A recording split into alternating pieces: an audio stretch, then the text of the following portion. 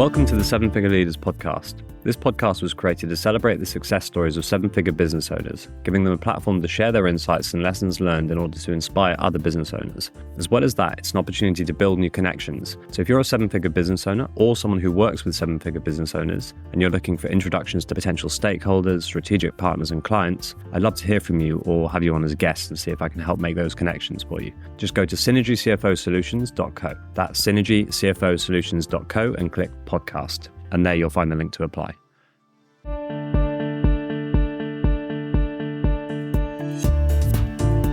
Welcome, and today we've got Simon Ogilvie-Harris from Dwood Kitchens. Welcome, Simon.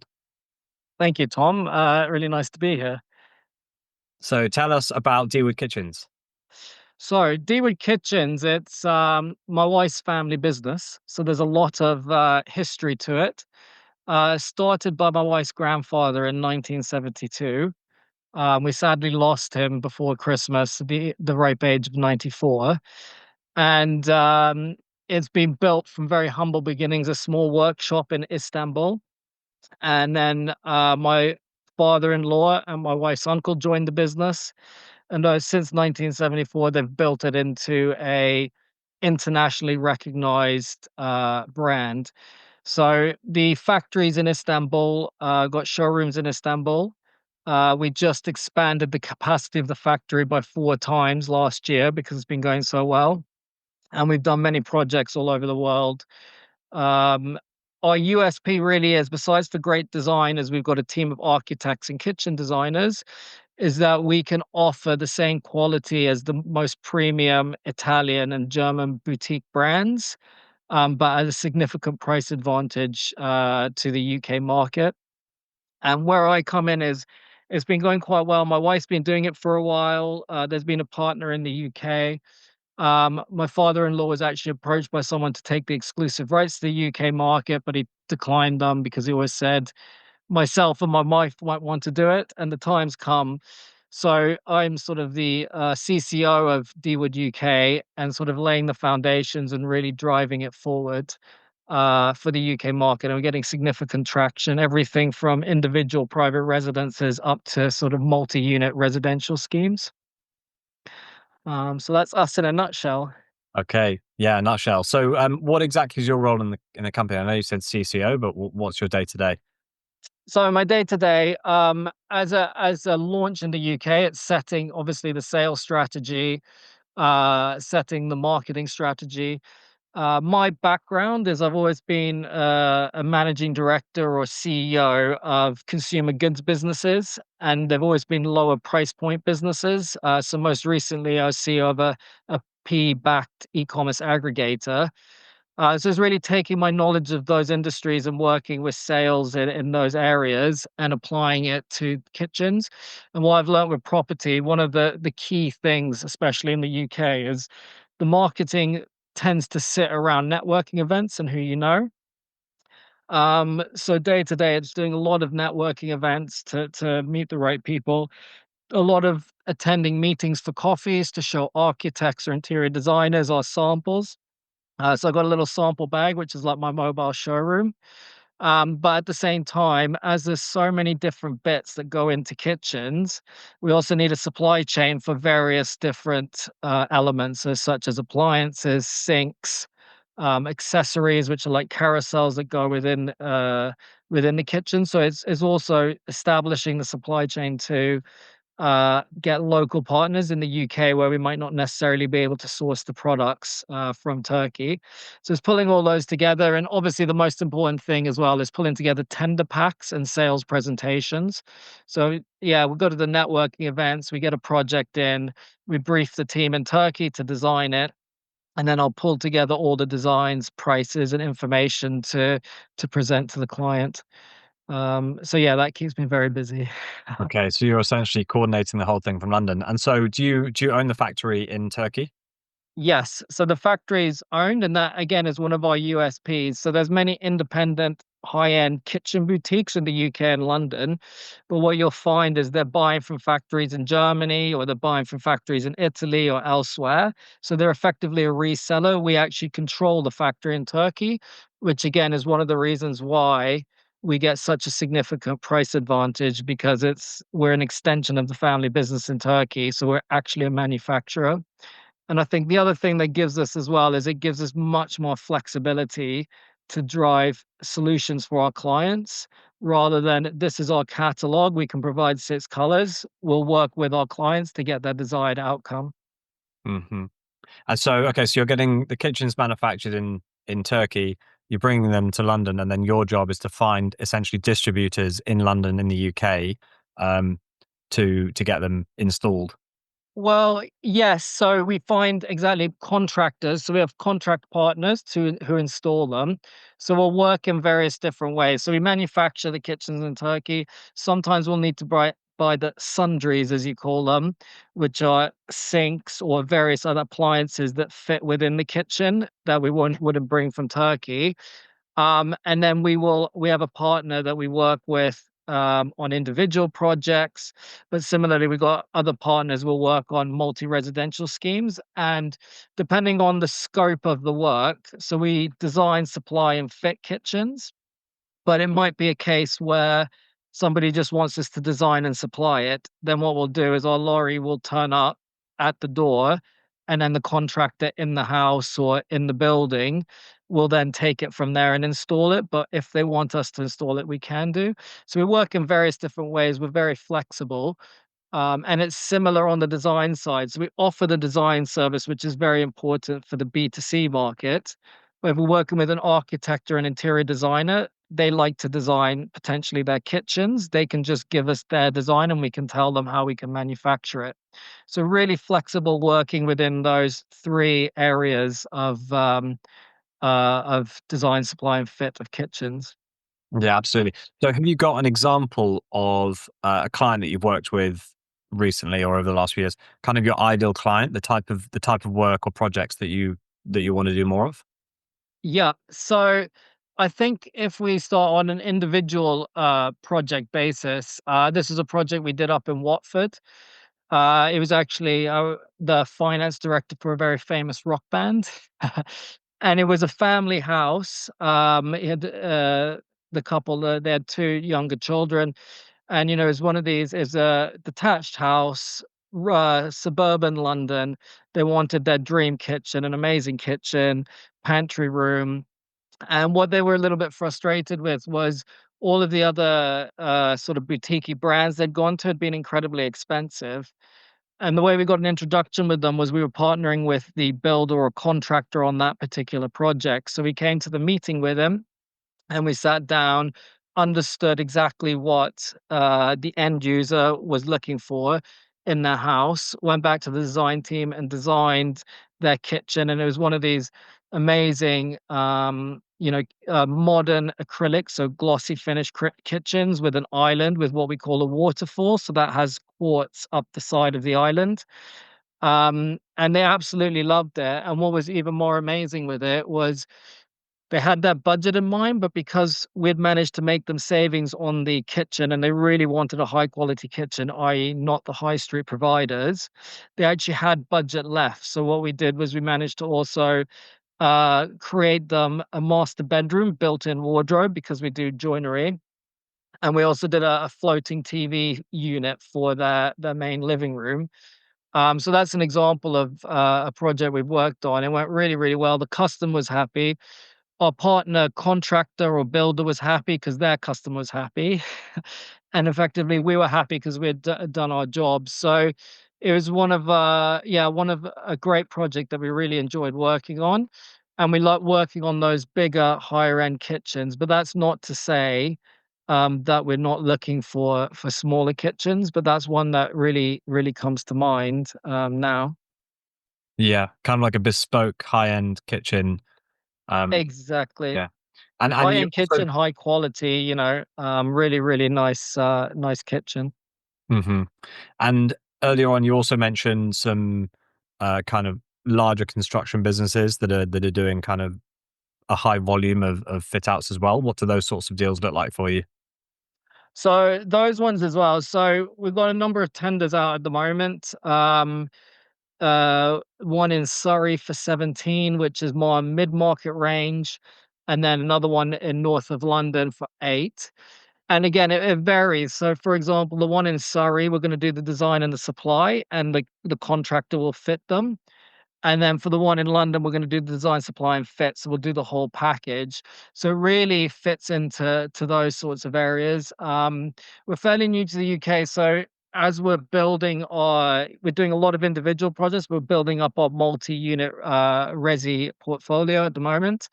And, I think there is one that came to mind. We did a, well, if you call it a multi-unit, it was an office to Airbnb conversion in Chester. So that was sort of like 5 mini flats, if you like. And same thing on something like that. The way it worked was we designed it, we supplied it, but the contractor in the house then, or in the office block, I should say, then fitted the kitchen. So they can take various different forms. I'd say the one major common denominator is that we do the design. And so we get the architectural drawings, and usually the architects will lay out how the potentially looking for the kitchen to do, but most architects I speak to, they say we like to leave the design down to the experts. Yeah. So we'll design it up and then present the design, and then work through it with the contractor, depending on what they want and what their needs are. But we always have the starting point after initial conversation, and usually there's a few tweaks afterwards. Hmm. Brilliant. So you've got essentially a manufacturing business in Turkey, then you've got a distribution, like a wholesale distribution business, and then you've got a Yeah, a distribution business direct to the customer as well. So you've got a lot of moving parts there. yeah.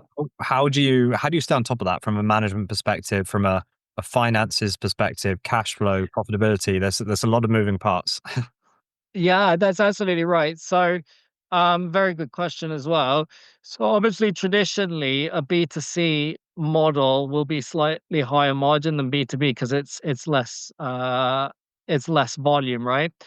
But typically, we're quite blessed in that the way the industry works is we're taking deposits once the contract's signed. So it's and that's very, very important. And we tell our customers that once the contract's signed, we take a 50% deposit so we can go out and buy the materials. And it doesn't matter whether the kitchen's needed in 8 weeks, 12 weeks, 18 weeks, because some of the projects might be extensions or renovations. So they want to lock the price in then. And then we'll buy the materials, we'll have it in the factory. And then once the extension or the works are finished, we'll go ahead and do final measurements and manufacture them. And then what we require is we require a 50% payment before the goods are actually shipped from Turkey. So from a cash flow perspective, that's a very easy an easy area to manage it. And typically You're on not the the long bank, essentially. yeah, Yeah. exactly. I mean, we're getting it. And obviously it is a family business in Turkey, but we're paying them straight away. So we like to keep everything clean. And actually, out of all of our suppliers, we're not running any with sort of 30 days payment terms, but that's because it's quite cash generative, which is, as a finance expert, you'll know that's like your dream business. And then the other one is on the B2B side. I think the only watch out for us is when you're pricing it. So we work on similar terms.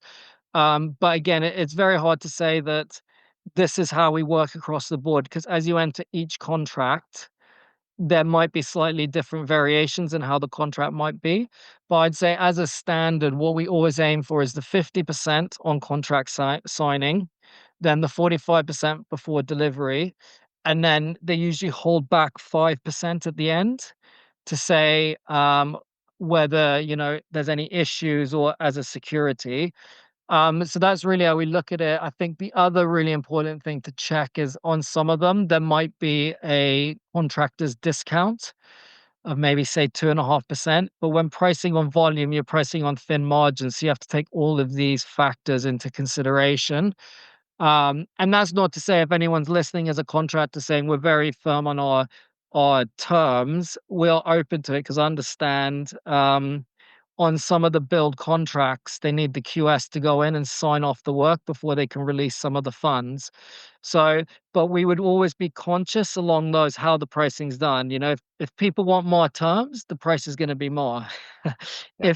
If they're willing to pay, then we can do a better price. And just quickly to finish on that point on the B2C market, a typical example is, say, Wren Kitchens. They offer finance more than any other provider, but yet you're paying for that finance because the price of where their product is versus the quality isn't where other providers are in the market. But at the end of the day, they're financing that, and so you're paying more for lesser quality.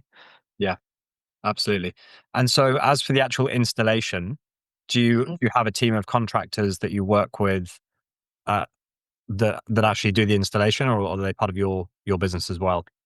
Yeah, it's a very good question. It's we have a team of contractors we work with. So we've got at the moment we've got say three preferred ones. And it depends on the area of the project, it depends on the size of the project. Um on individual ones, we've got a very good one, and he's actually been a partner to the business. He was selling the kitchens prior to my wife and I being involved in the UK. So long history. And he's actually Turkish, and he's known my father-in-law for 20 odd years. But then as we scale up to do bigger ones, we've got other contractor partners, and it really depends on where the project, first of all, location of the project and what is required from it. So for example, we've got one contractor who we'll work with on bigger projects. And she's actually an architect by trade. So on something that's bigger, it makes more sense to go with that. And that's how we work. Maybe one day as we grow, we'll have an in-house fit out team because the business in Turkey has an in-house fit out team. But as we're launching in the UK, we're very much in, even though it's not a startup, we're in startup mentality. Watch the pennies and the pounds will look after themselves type thing. Yeah. And so your focus, as you said, is kind of on sales and distribution. Yeah. What are you trying to do in 2025 for the business? So, yeah, in 2025, so we've got plans. We're hopefully going to be opening a showroom. Uh, so I've been working and my father-in-law deciding the best structure to come into the UK, and that would be the Turkish business would open the showroom here. And so we've been looking around that, having various calls with accountants to find out where the Turkish business will stand from a tax perspective. Um, but that's coming through. So we're getting the documents ready for that. We would hope towards the back end of 25, we would be able to open that. And what I see with that is that opening up really the B2C market much more. We're in a place where we're looking at, we'll probably do it Southwest London, and we're looking at a residential area where we've got footfall. So maybe we'll get the odd order coming through as people see our showroom and come in to have a chat with us. And then on the B2B side, we're really driving the business in the UK. So as I mentioned, with networking events, lots of meetings with architects, showing what our value proposition is, how we can support them.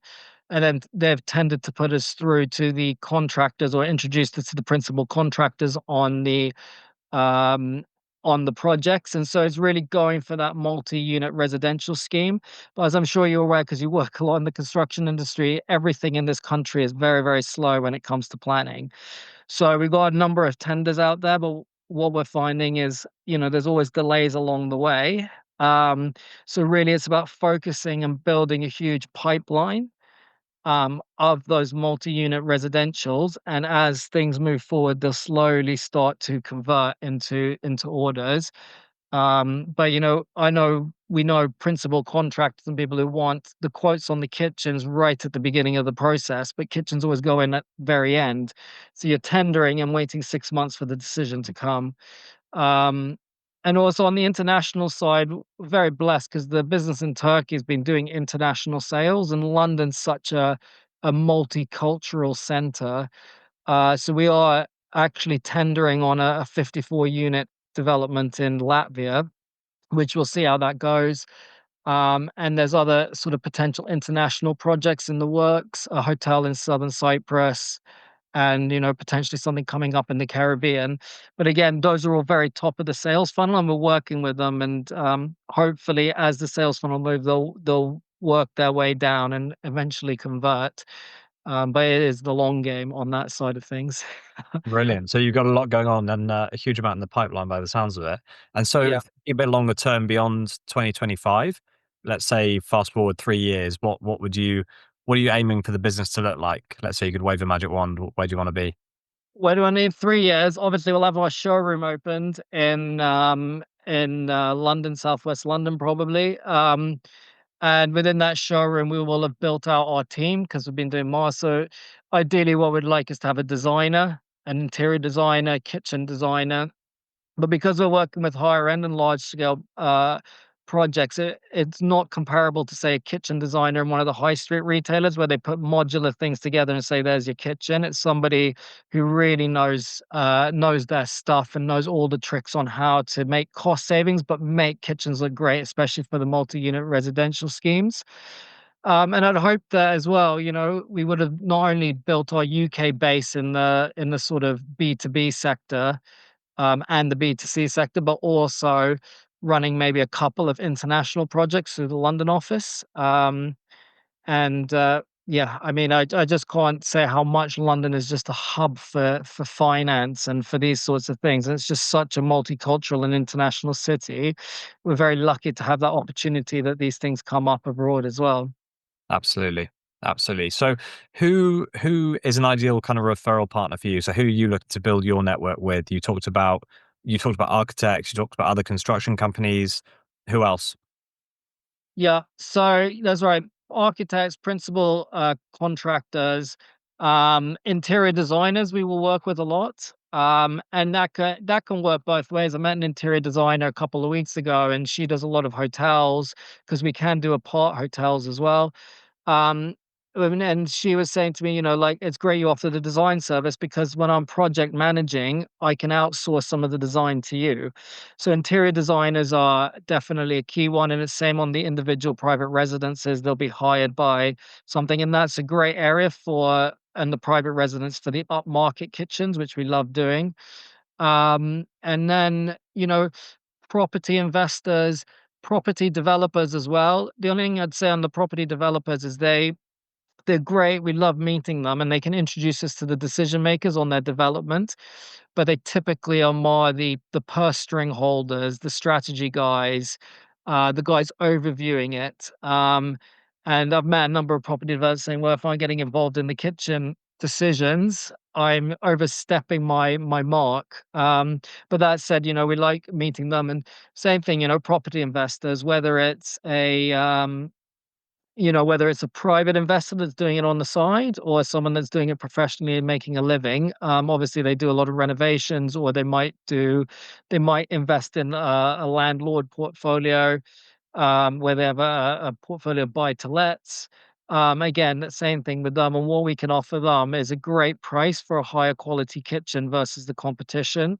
Mm. And by going with us, and we've had landlords that have bought kitchens with us, they will actually find that OpEx within the portfolio over the years is much more, they get much more ROI over it rather than putting in a cheap kitchen and having to replace it after 2 or 3 years.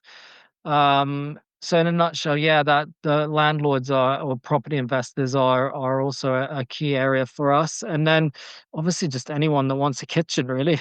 Yeah. Yeah. The B2C market. Yeah. And so for anyone listening, let's say they need a new kitchen, or maybe they're a contractor or builder and thinks that, they want to build a relationship with you, learn a bit more about what you're doing. We'll make it very easy for them to contact you. So we'll put your contact details in the show notes. Amazing. Thank you. But yeah, anything else you want to share?